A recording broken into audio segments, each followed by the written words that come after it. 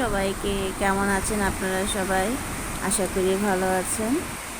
প্রচণ্ড গরমে এই বৃষ্টি যেন একটু শান্তির প্রয়াস মানুষের জীবনে। বৃষ্টি আমার খুবই ভালো লাগে, বৃষ্টির শব্দ অনেক পছন্দ। যাই হোক, আজকে আলু ভর্তা বানাবো। তো প্রথমে সরষের তেলের মধ্যে শুকনো লঙ্কা আর রসুনগুলোকে ভেজে নেব। শুকনো লঙ্কা ভাজা হয়ে গেছে, এগুলো উঠিয়ে নেব। রসুনগুলো ভাজতে একটু সময় লাগে, তো রসুনগুলো এক সাইডে রেখে পেঁয়াজগুলো দিয়ে দেব। তো রসুন দিলে আলু ভর্তার অন্যরকম একটা টেস্ট আসে। আমার রসুন ভাজা হয়ে গেছে, এখন উঠিয়ে নেব। পেঁয়াজগুলোকে একটু লাল করে ভেজে নেব। আলুগুলোকে আমি আগেই প্রেসার কুকারে সিদ্ধ করে নিয়েছি, এখন এগুলোকে চটকে নেব। এখন লবণ, শুকনো মরিচ আর রসুন ভালো করে হাত দিয়ে টিপে টিপে ম্যাশ করে নিতে হবে, তারপর আলুর সাথে মিশিয়ে দেব। এখন পিষুনি দিয়ে ভালো করে এটাকে ম্যাশ করে নেব, যাতে রসুন আর মরিচ আলুর সাথে ভালোভাবে মিশে যায়। আলু ভর্তা তো আমরা সবাই কম বেশি খাই এবং ভর্তা বানাতে পারি। মাঝে মাঝে একটু অন্যরকমভাবে ভর্তা তৈরি করলে দেখা যায় রুচির একটা পরিবর্তন আসে এবং খেতেও ভালো লাগে। একঘেয়েমি খাবার খেতে খেতে তো অনেক সময় বোর হয়ে যায়। তো আমার পেঁয়াজগুলো লাল লাল করে ভাজা হয়ে গেছে, এখন এর মধ্যে আলু দিয়ে ভালো করে নেড়ে চেড়ে এগুলোকে ভেজে নিতে হবে। যত ভাজা হবে আলুর স্বাদ তত বেড়ে যাবে। তো আমার আলু ভাজা হয়ে গেছে, এখন নামিয়ে ফেলবো। আপনারা চাইলে এখানে ধনেপাতাও দিতে পারেন। আজকে বেগুন ভর্তাও বানাবো। তো বেগুনগুলোকে একদম সরষের তেলে ভেজে নেব।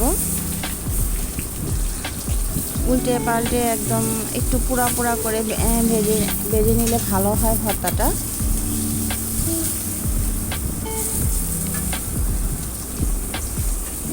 তো বেগুন ভাজা হয়ে গেছে, দেখেন একটু পোড়া পোড়া হয়ে গেছে, এখন নামিয়ে নেব।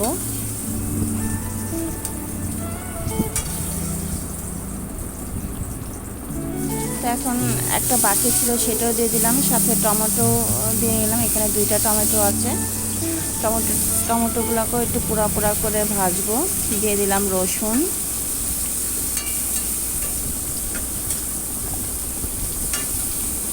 একসাথে সব দিয়ে দিয়েছি কারণ অল্প সময়ের মধ্যে সব কিছু একবার একসাথে ভাজা হয়ে যাবে। একটা একটা করে ভাজা হয়তো অনেক সময় নেবে। দিয়ে দিলাম শুকনো মরিচ আর কাঁচা মরিচ, এগুলোকেও ভেজে নেব। তো মরিচ আর রসুন ভাজা হয়ে গেছে, উঠিয়ে নেব। এখন টমেটোগুলোকে উল্টে পাল্টে একটু ভেজে নেব,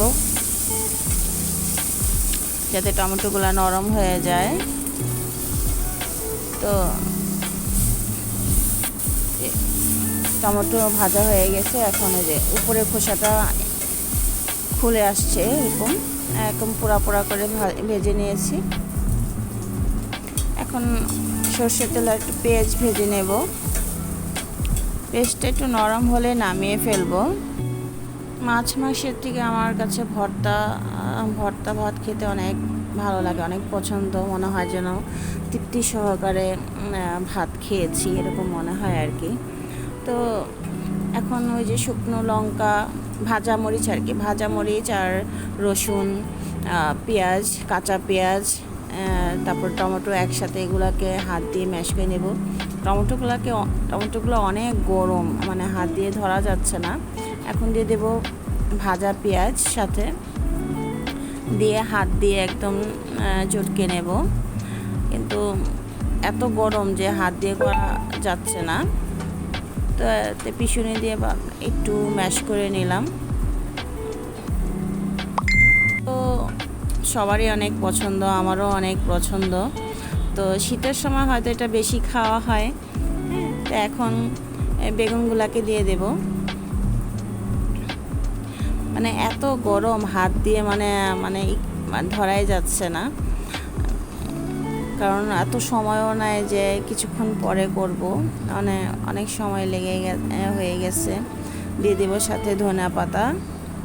এখন একটু দিয়ে দেবো সাথে সরিষার তেল, দিয়ে ভালো করে মেখে নেব। এখন আমার বেগুন ভর্তা হয়ে গেছে। এই খোসাগুলা ফেলে দেব। খোসাগুলা আসলে খাওয়া ঠিক না, যাদের অ্যালার্জি আছে তাদের তো একদমই খাওয়া ঠিক না। তো এই হচ্ছে আমার আলু ভর্তা। আলু ভর্তার উপরে একটু সর্ষের তেল দিয়ে দিচ্ছি, খাওয়ার সময় এটা মেখে খেলে অনেক ভালো লাগবে। আর সাথে বেগুন ভর্তা। তো বিকেলবেলা একটু মন্দিরে আসছি, এটা হচ্ছে রাম সীতা মন্দির। ভাবলাম আপনাদের সাথে একটু শেয়ার করি। মন্দিরে আসলে একটা শান্তি কাজ করে, সব টেনশন কিছুক্ষণের জন্য ভুলে থাকা যায়, ভগবানের নাম স্মরণ করা যায় আর কি। আজকের ভিডিও এ পর্যন্তই, আবারও দেখা হবে নতুন কোনো ভিডিওতে। সবাই ভালো থাকবেন, ধন্যবাদ সবাইকে।